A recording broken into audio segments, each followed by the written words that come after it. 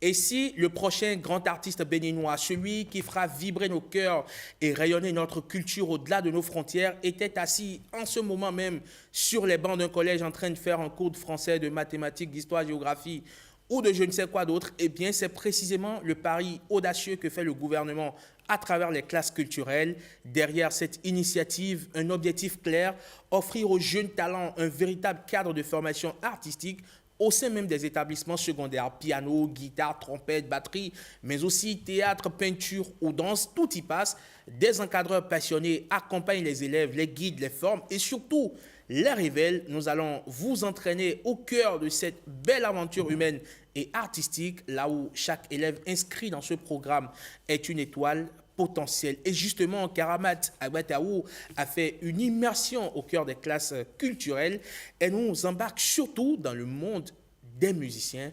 On regarde son reportage et derrière, on revient pour en parler. Elle y est presque, fidèle à son programme. Elisabeth est élève au collège d'enseignement général à Papa Centre de Cotonou. Comme un bon nombre de ses camarades, elle a fait le choix de suivre les classes culturelles. À peine arrivée en classe, Elisabeth se fond au groupe. Les encadreurs sont déjà présents. Le cours démarre. Ici, les mathématiques et autres disciplines cèdent la place aux notes musicales. Aucune place dans la salle n'est figée pour ces apprenants.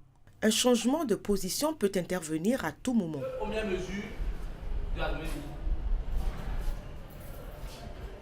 Au fil de quelques mois d'apprentissage, Elisabeth, qui aimait déjà siffler depuis son plus jeune âge, semble trouver son chemin. Quand j'ai installé les classes culturelles dans les écoles, j'étais vraiment contente parce que j'aimais la musique. Donc, c'était une occasion pour moi, une grande occasion pour moi de m'exercer, d'avoir plus de connaissances sur mes connaissances antérieures.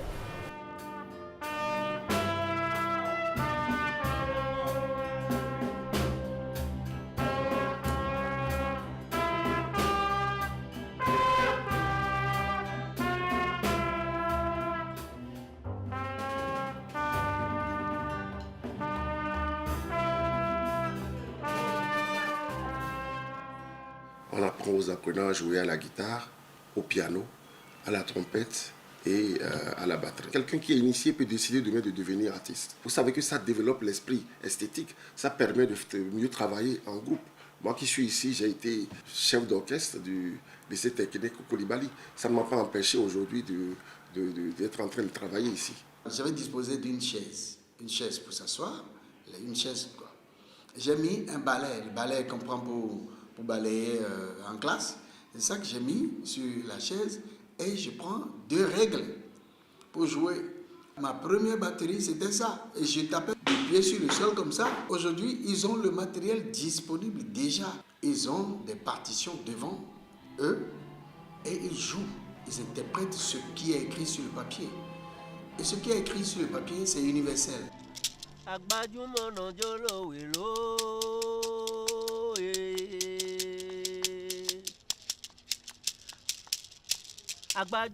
Cette situation d'apprentissage réjouit à plusieurs égards les anciens. À la suite de Jean Adagbenon, Vincent Ahehehenou prend la place. Un musicien qui ne sait pas jouer d'un instrument de musique ne saurait apprivoiser le temps. La musique, c'est le temps.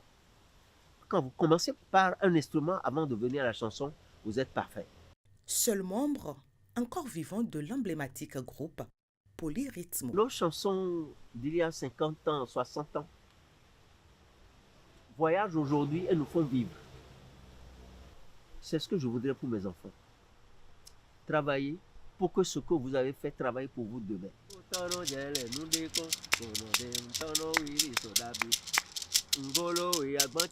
La musique, un langage universel, un art qui transcende les barrières.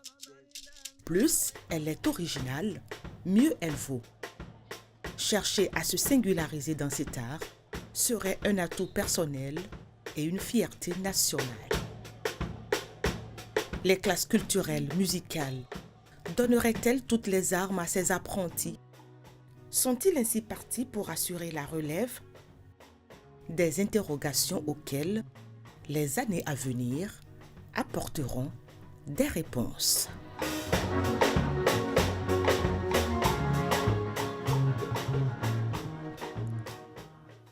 Et on va peut-être déjà commencer par avoir un début de réponse avec mes invités ici en plateau ce matin. Madame Laetitia Niélé Faladé, elle est superviseure en art plastique. Bonjour et bienvenue. Bonjour, monsieur Améga. Comment allez-vous? Bien. Mais c'est un plaisir de vous recevoir ici sur la matinale de Bénin TV. Bonjour le Bénin.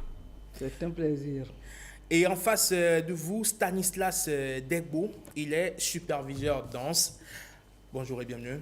Bonjour, monsieur Amégan. Comment allez-vous? Je vais bien. Mais c'est un bonheur également de vous avoir sur ce plateau pour partager ces moments en compagnie des téléspectateurs. C'est un bonheur partagé. Alors, est-ce qu'on peut en savoir un peu plus sur vous pour les téléspectateurs? Quand on parle de Stanislas Degbo, c'est vrai que c'est un nom que les connaisseurs connaissent, mais pour le téléspectateur lambda, c'est qui? Oui, je ne commence pas à dire d'abord bonjour à nos téléspectateurs et à tous ceux qui nous suivent depuis là où ils sont actuellement. Moi, on m'appelle par le nom Degbo, prénom Stanislas. Je suis danseur à la base, chorégraphe, le fondateur de l'ensemble artistique et culturel Les As du Bénin. Après, j'ai été élu par mes pairs président du Conseil national des organisations d'artistes et aujourd'hui promu à un poste de conseiller au Conseil économique et social. Très bien. Ça fait plaisir de vous avoir. Madame Laetitia, on a envie d'en savoir un peu plus sur vous également. Bien sûr.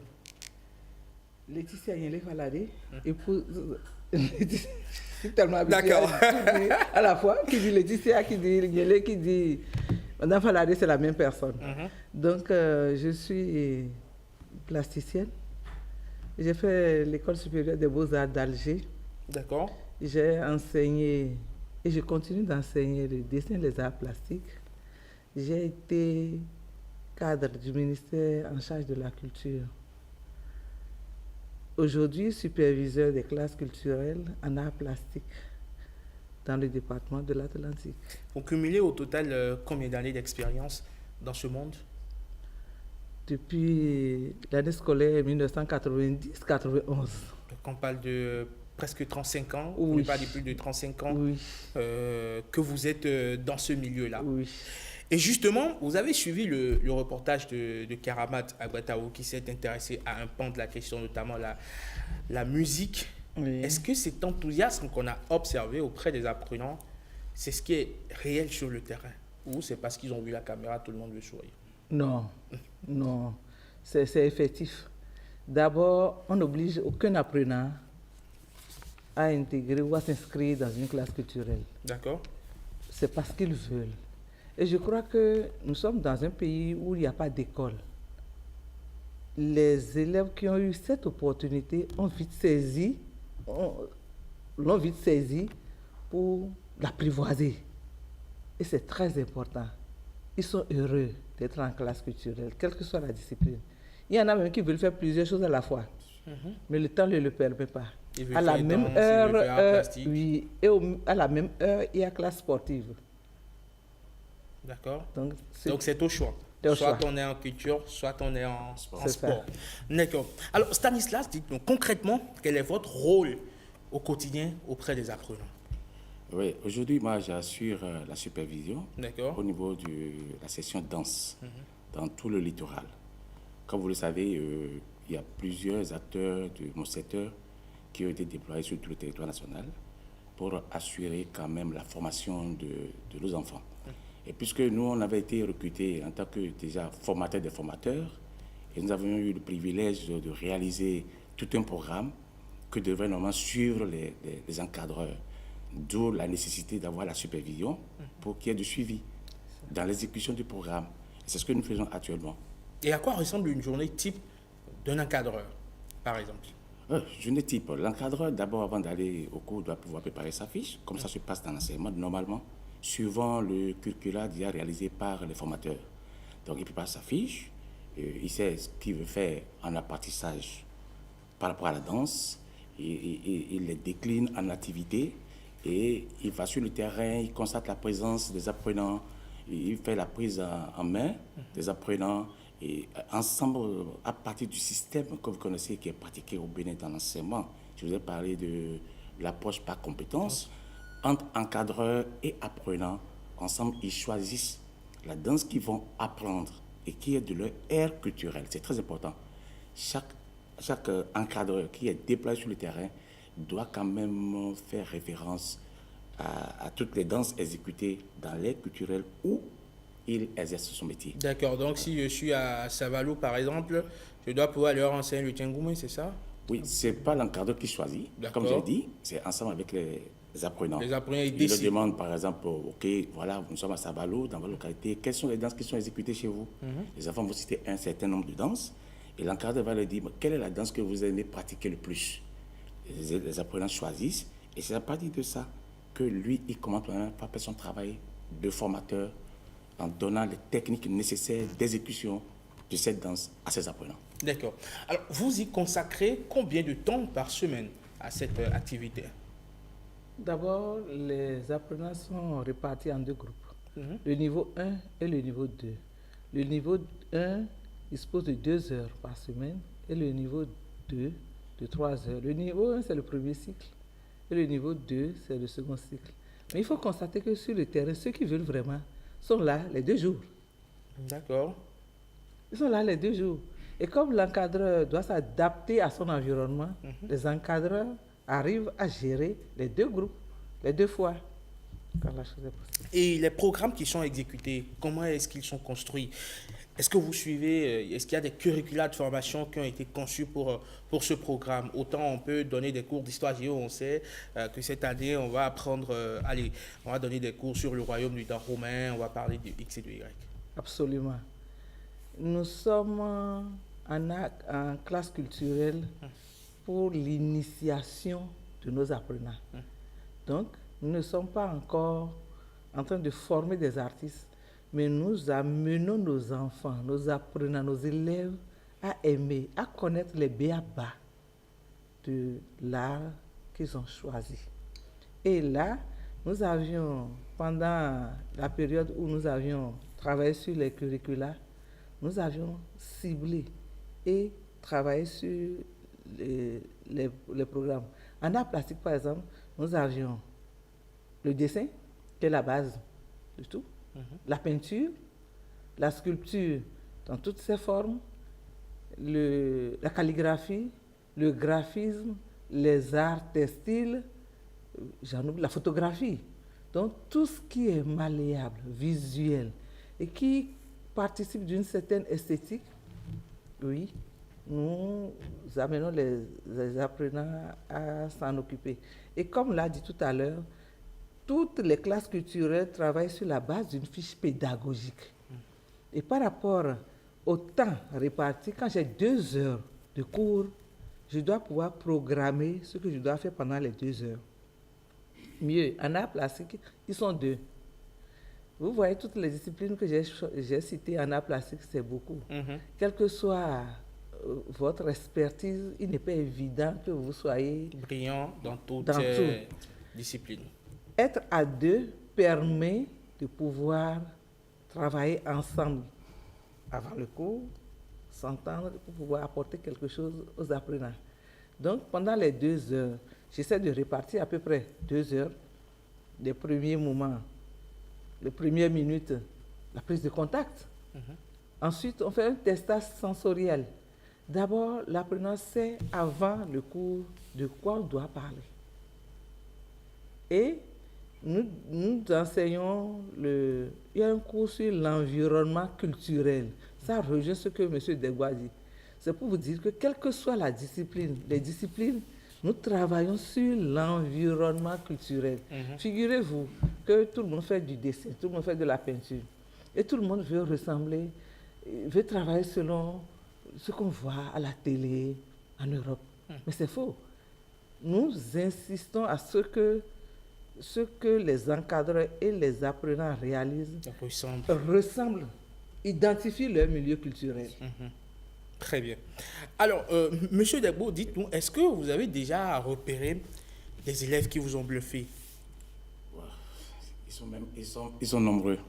Ils sont nombreux. Je pense que avant même la mise en opérationnalisation du projet, nos apprenants avaient déjà un talent qui développait déjà en eux. Et ça se constate sur le terrain, à partir de l'engouement que les apprenants donnent à la chose. Aujourd'hui, je peux te dire que moi, je suis d'abord content parce que je suis maintenant sûr que mon équipe que j'ai aujourd'hui aux As du Bénin, cette équipe peut être renouvelée très rapidement parce que je vois des plus jeunes qui excellent en danse, surtout dans nos danses patrimoniales. Il faut le souligner. Ce projet est venu vraiment renouveler tout le secteur, donner un nouveau sang au secteur des arts et de la culture.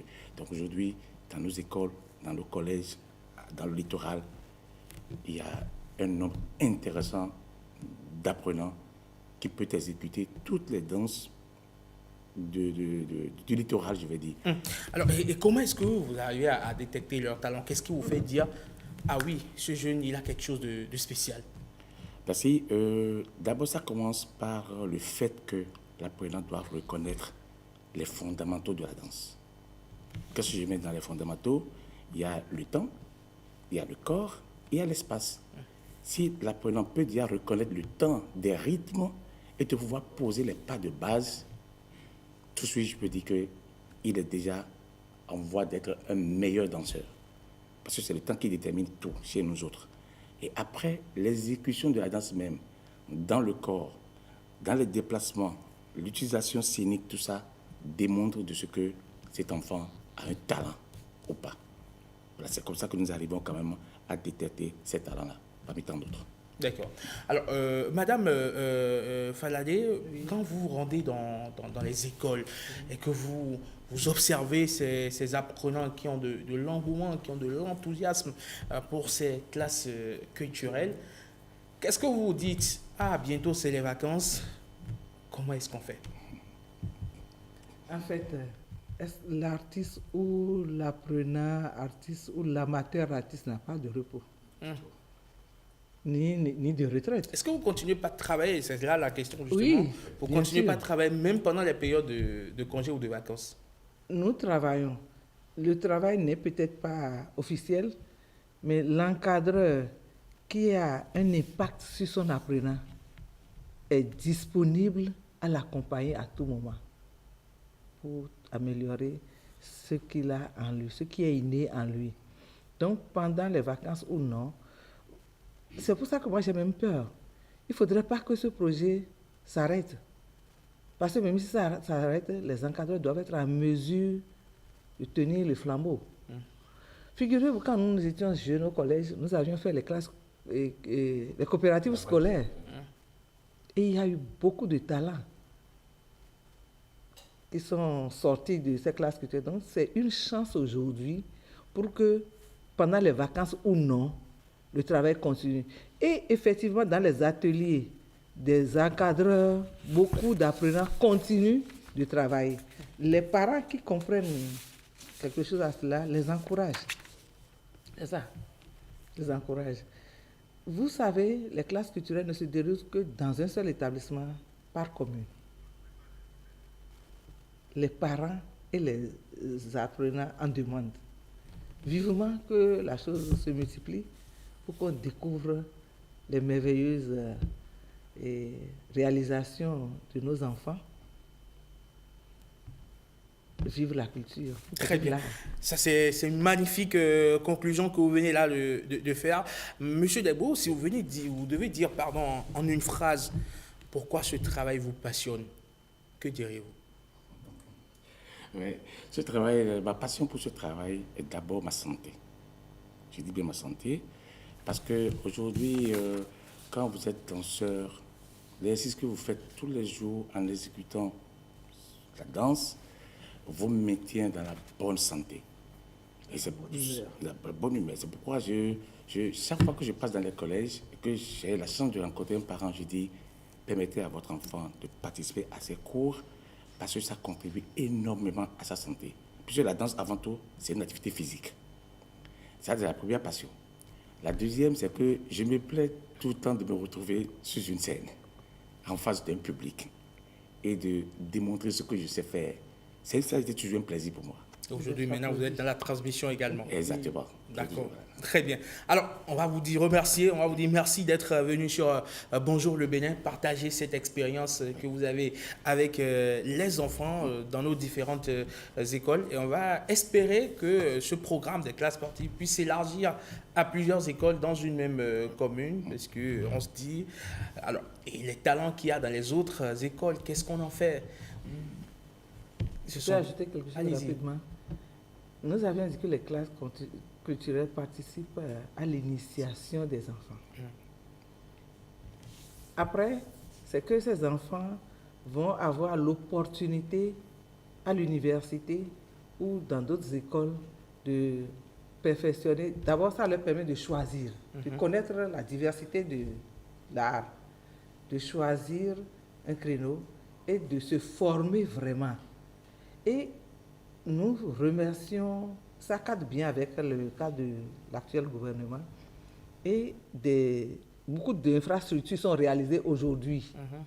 Et ces enfants, ces apprenants, auront assez d'opportunités après leur formation. Vivre l'art, vivre la culture. Je peux donner un témoignage. Oui, allez-y. Il y a déjà un apprenant qui, après déjà 2 ans, le projet a été lancé en 2023. J'ai rencontré un apprenant du collège à Papa Centre en train de dispenser des cours dans un collège privé de la place. Il est toujours le même apprenant, mais il dispense des cours. Et déjà... un apprenant enseignant. C'est pas mal du tout. Merci à vous, monsieur Degbo. Merci également à madame Faladé d'être passée sur Bonjour le Bénin, partager vos réalités, ce que vous vivez, le bonheur que vous vivez, j'ai envie de dire, au quotidien avec ces enfants. Vous, on peut le dire ainsi, continuez à façonner l'avenir de ces enfants-là. Vous contribuez à quelque chose de magnifique. L'histoire retiendra vos différents noms. Merci beaucoup. Allez, Bonjour le Bénin, nous allons virer. On va s'écarter de tout ce qui est culture, de tout ce qui est classe culturelle, et on va s'intéresser à une préoccupation aux frontières de l'écologie et de l'économie. On parle du Fonds vert pour le climat. À tout de suite.